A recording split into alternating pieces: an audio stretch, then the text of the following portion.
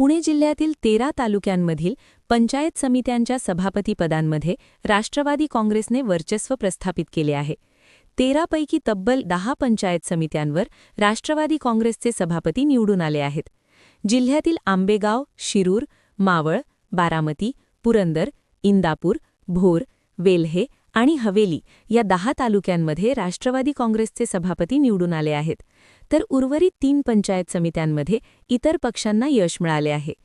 जुन्नर पंचायत समितीत शिवसेना शिंदे गटाचे शैलेंद्र वाघू सभापती झाले आहेत. खेड पंचायत समितीत शिवसेना उद्धव बाळासाहेब ठाकरे गटाच्या विद्या मोहिते सभापती झाले आहेत, तर दौंड पंचायत समितीत भाजपचे सुदेव चोरमले सभापती म्हणून निवडून आले आहेत.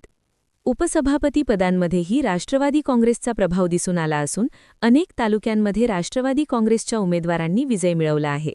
काही ठिकाणी शिवसेना आणि भाजपचे उमेदवारही उपसभापती पदावर निवडून आले आहेत.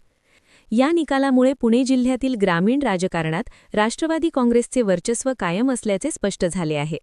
आगामी स्थानिक स्वराज्य संस्थांच्या राजकारणावरही या निकालाचा परिणाम होण्याची शक्यता राजकीय वर्तुळात व्यक्त केली जात आहे.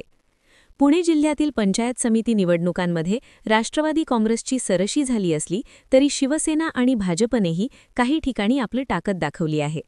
अशाच महत्त्वाच्या बातम्यांसाठी आमच्या चॅनलला सबस्क्राईब करा. धन्यवाद.